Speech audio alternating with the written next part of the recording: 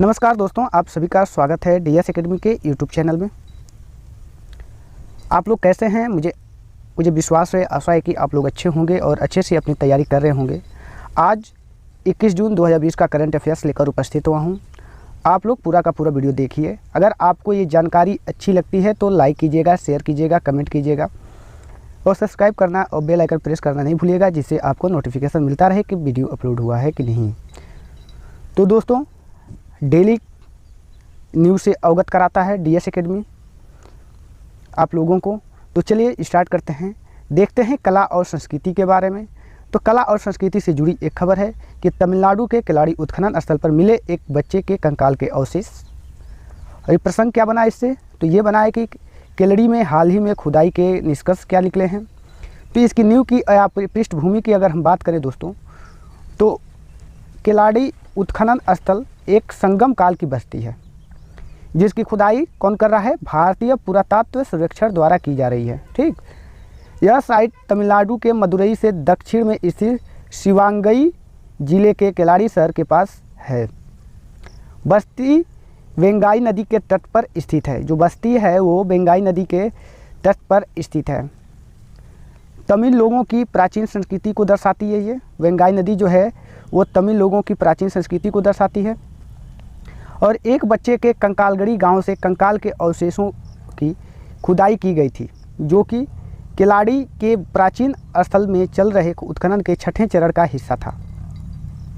वर्तमान में शिवागंगा जिला के किलाड़ी, कोथगाई, मनालुर और आगरम गांवों में खुदाई चल रही है। माना जाता है कि किलाड़ी जो से लगभग 2 किलोमीटर दूर स्थित कोथगाई गांव एक दफन स्थल है। क्या है? कोथगाई गांव जो है 2 किलोमीटर दूर किलाड़ी से, वो एक दफन स्थल है। अंतर्राष्ट्रीय संबंध अगर हम लोग देखें तो अब चीन व्यापार में बांग्लादेश को गले लगाता है। ये हेडलाइंस बनती है कि अब चीन व्यापार में बांग्लादेश को गले लगाता है। इससे प्रसंग बनता है कि दक्षिण एशिया क्षेत्र में चीन द्वारा आर्थिक कूटनीति बनाई जा रही है। इसकी पृष्ठभूमि अगर की बात करें हम लोग, तो बांग्लादेश लगभग $15 बिलियन का चीनी सामान आयात करता है, लेकिन चीनी को इसका निर्यात तुलना में बहुत कम है। क्या है? चीनी की निर्यात जो है तुलना में बहुत कम है। दोनों देशों के नेताओं ने कोविड-19 महामारी से उत्पन्न आर्थिक कठिनाई की पृष्ठभूमि में द्विपक्षीय संबंध बढ़ाने पर चर्चा की थी। और दक्षिण एशिया में आर्थिक कूटनीति के एक महत्वपूर्ण शो में चीन ने मत्स्य पालन और चमड़े के उत्पादों को कवर करने वाले बांग्लादेश से 97% निर्यात के लिए टैरिफ छूट की घोषणा की है। तो दोस्तों, बांग्लादेश पहले ही एशिया प्रशांत व्यापार समझौते APTA के तहत टैरिफ छूट प्राप्त करता है। नवीनतम घोषणा के परिणाम स्वरूप बांग्लादेश के अधिक माल को अब चीनी टैरिफ से छूट दी जाएगी। इसके परिणाम ये होंगे कि इस कदम से उम्मीद है कि बांग्लादेश को महामारी के आर्थिक प्रभाव को कम करने में मदद करेगा। साथ ही अमेरिका और चीन के व्यापार युद्ध के वियतनाम और चिली के साथ संभावित लाभार्थी के रूप में उभर कर आएगा। इस कदम से चीन बांग्लादेश संबंध मजबूत होने की उम्मीद है, जिससे चीन को दक्षिण एशियाई क्षेत्र में अपने प्रभाव का विस्तार करने में मदद मिलेगी। देखते हैं, रूस ने भारत चीन को कम करने के लिए विवेकपूर्ण कदम उठाए हैं। इस समय आप लोगों को ज्ञात होगा कि भारत और चीन के बीच में तनाव उत्पन्न हुआ है। रूस तनाव को कम करने के लिए विवेकपूर्ण कदम उठाए हैं। इसका प्रसंग क्या है? प्रसंग ये है कि भारत और चीन के बीच सैन्य तनाव को कम करने के लिए रूस के प्रयास। तो इसकी पृष्ठभूमि अगर देखें, भारत और चीन के बीच गालवान घाटी में हुई हिंसक झड़प में 20 भारतीय सैनिकों की मौत और चीनी सैनिकों की अघोषित संख्या हैं इसमें शामिल।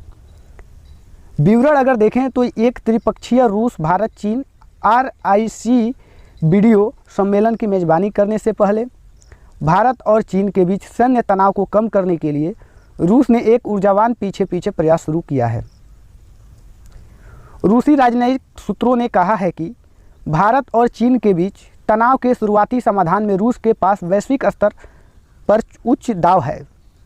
भारत और चीन के बीच अच्छे संबंध यूरेशिया के उदय और बहुध्रुवीय विश्व व्यवस्था के उद्भव के लिए केंद्रीय है। शंघाई कोऑपरेशन ऑर्गेनाइजेशन SCO, जिसमें भारत, पाकिस्तान, रूस, चीन के साथ साथ अधिकांश मध्य एशियाई गणराज्य शामिल हैं, एक पश्चिमोत्तर वैश्विक प्रणाली के लंगर के रूप में कार्य कर सकते हैं। भारत और चीन के बीच तनाव के बने रहने का SCO पर भारी नकारात्मक प्रभाव पड़ेगा। भारत और चीन के बीच तनाव ब्राज़ील, रूस, भारत, चीन, दक्षिण अफ्रीका, ब्रिक्स समूह के तहत उभरती अर्थव्यवस्थाओं के उदय पर हानिकारक प्रभाव डाल सकता है। तो दोस्तों, इतना भारत और चीन के बीच तनाव है। अब देखते हैं नीति और शासन। दोस्तों, वित्त मंत्रालय ने NDRF को व्यक्तिगत योगदान को हरी झंडी मिली है। वित्त मंत्रालय से NDRF को व्यक्तिगत योगदान की हरी झंडी मिली है। इसका प्रसंग ये रहा कि राष्ट्रीय आपदा प्रतिक्रिया कोष NDRF में योगदान जो है सुप्रीम कोर्ट में याचिका दायर हुई है। PM केयर्स फंड या प्रधानमंत्री राष्ट्रीय राहत कोष जो है PMNRF को भेजे गए दान के बारे में चिंताओं के आलोक में दोनों दावा करते हैं कि वे सूचना के अधिकार के तहत सार्वजनिक प्राधिकरण के सवालों के अधीन नहीं है।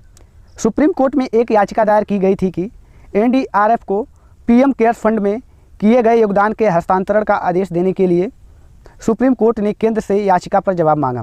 तो NDRF यहाँ पे आया। तो NDRF के बारे में अगर हम देखें तो राष्ट्रीय आपदा प्रतिक्रिया कोष NDRF की स्थापना आपदा प्रबंधन अधिनियम 2005 के धारा 46 के अनुसार की गई थी। इसका मतलब किसी भी आपदा की स्थिति के लिए आपातकालीन प्रतिक्रिया, राहत और पुनर्वास के लिए खर्चों का पूरा करना है। हालांकि धारा 46 में किसी भी व्यक्ति या संस्था द्वारा दिए गए अनुदान का एक खंड शामिल है, लेकिन इस तरह के दान के लिए प्रावधान नहीं किए गए थे। विवरण यह है कि वित्त मंत्रालय ने केंद्रीय गृह मंत्रालय द्वारा व्यक्तियों और संस्थाओं को सीधे राष्ट्रीय आपदा प्रतिक्रिया कोष NDRF में योगदान करने की अनुमति देने के प्रस्ताव को मंजूरी दे दी है। और आर्थिक के बारे में बात करें तो कोयले की खान की नीलामी से लाभ अनिश्चित है। कोयले की खान की नीलामी से लाभ अनिश्चित है। इसका प्रसंग ये बनता है कि कोयला मंत्रालय की 41 कोयला खानों की नीलामी का प्रस्ताव किया गया है। इसका पृष्ठभूमि अगर देखें तो हाल ही में प्रधानमंत्री ने कोयला क्षेत्र को निजी क्षेत्र की भागीदारी में खोलने की घोषणा की थी। यह तर्क दिया गया कि इससे अगले 5 वर्षों में पूंजी निवेश का 33,000 करोड़ का निवेश करने में मदद मिलेगी। ये चिंता इससे ये बनती है कि ऊर्जा क्षेत्र के विशेषज्ञों ने तर्क दिया है कि 41 कोयला खानों की नीलामी के कोयला मंत्रालय के प्रस्ताव के लाभ अनिश्चित हैं, क्योंकि ऊर्जा उत्पादन और पर्यावरण अनुपालन लागत अक्षय ऊर्जा की लागत को कम करती है, जिससे कोयला खनन की बहुत वित्तीय व्यवहार्यता पर सवाल उठता है। कोयला ब्लॉकों की मांग करने वाली कंपनियों को मौजूदा पर्यावरण प्रावधानों का पालन करना होगा। फ्लाई ऐश प्रसंस्करण, जिसमें जलते हुए कोयले से अवशेषों का प्रबंधन करना पर्याप्त लागत शामिल है। जलवायु कार्रवाई और बढ़ती जलवायु प्रतिबद्धताओं के मद्देनज़र जीवाश्म ईंधन को कम मांग है। भारत ने यह सुनिश्चित करने के लिए प्रतिबद्ध किया है कि 2015 के पेरिस समझौते के अनुसार 2030 तक जीवाश्म ईंधन को अपने 60% से अधिक ऊर्जा उत्पादन में योगदान नहीं देगा। पर्यावरणविदों ने दावा किया है कि निजी क्षेत्र में कोयला खनन शुरू होने से पर्यावरणीय क्षरण के लिए प्राचीन वनों को खोलना शामिल होगा, जिसके परिणाम स्वरूप कई प्रभाव हो सकते हैं। कोयला के खनन और परिवहन में भारी पर्यावरणीय लागत शामिल होगी और बहुमूल्य वन कवर खो जाएगा और सार्वजनिक स्वास्थ्य को नुकसान होगा। देखते हैं अंतर्राष्ट्रीय संबंध। और अंतर्राष्ट्रीय संबंध में प्रायद्वीप में संकट। तो किससे संकट है? तो हाल ही में उत्तर कोरिया ने सीमा के किनारे एक अंतर कोरियाई संपर्क कार्यालय को उड़ा दिया।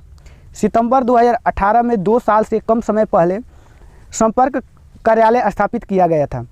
बाद के महीनों के दौरान दोनों पक्षों के अधिकारी कार्यालय में तैनात थे।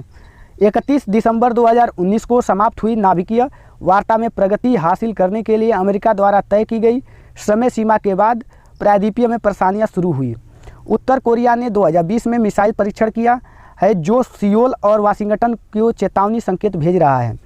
नवीनतम संकट विरोधी उत्तर रक्षक समूहों द्वारा शुरू किया गया था, जो सीमा के पार गुब्बारे के माध्यम से प्रचार पत्रक को बाहर भेजते थे। दक्षिण द्वारा उन पर नकेल कसने से इनकार करने से नाराज उत्तर कोरिया ने हॉटलाइन को अलग अलग कर दिया, संपर्क कार्यालय को ध्वस्त कर दिया और सीमा पर सैनिकों को तैनात करने की योजना बना रहा है। दोस्तों, यह विषय 18 जून 2020 व्यापक समाचार विश्लेषण में शामिल किया गया है।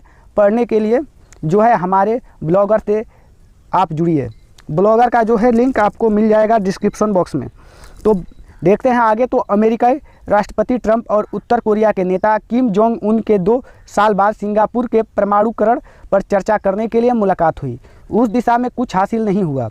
अमेरिकी उत्तर कोरियाई प्रतिद्वंदिता के त्वरित समाधान की कोई उच्च उम्मीद नहीं थी, जो 1950 से 1953 के कोरियाई युद्ध में वापस चली गई।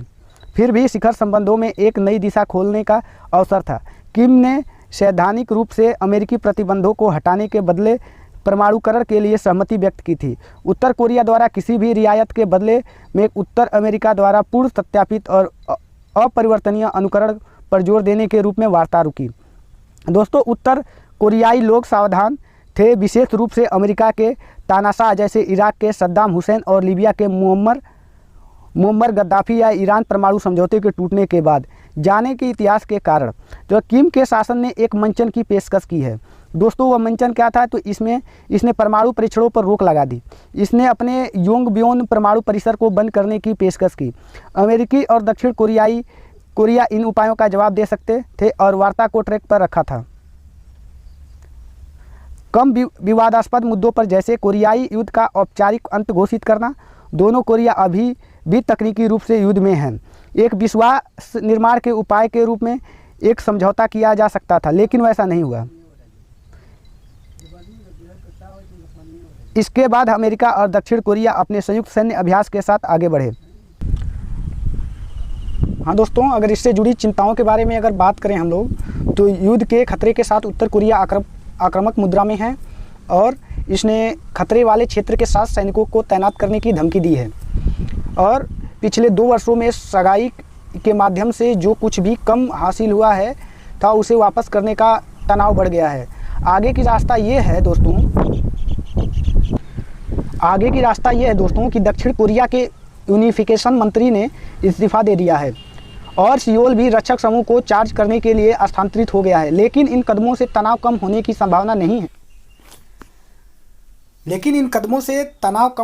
संभावना नहीं है, क्योंकि वास्तविक समस्या वार्ता में स्टॉल है।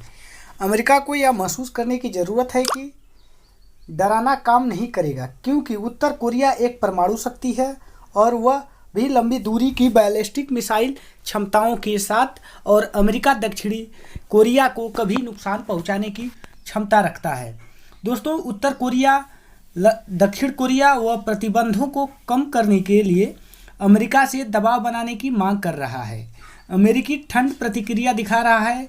राष्ट्रपति ट्रंप ने उत्तर के कार्यों को पूरी तरह से अनदेखा कर दिया। उत्तर अमेरिका संकट को तब तक बढ़ाएगा जब तक अमेरिका दिलचस्पी नहीं दिखाता। अंतर्राष्ट्रीय समुदाय और संबंधित पक्ष एक और विफलता का जोखिम नहीं उठा सकते। कोरियाई प्रायद्वीप में शांति निर्माण के लिए एक दबाव की आवश्यकता है। उत्तर कोरिया के साथ वार्ता को पुनर्जीवित करने और प्रायद्वीपीय को सामान्य स्थिति में वापस लाने के लिए अमेरिका को उपाय करना चाहिए। तो दोस्तों, देखते हैं नीति और शासन।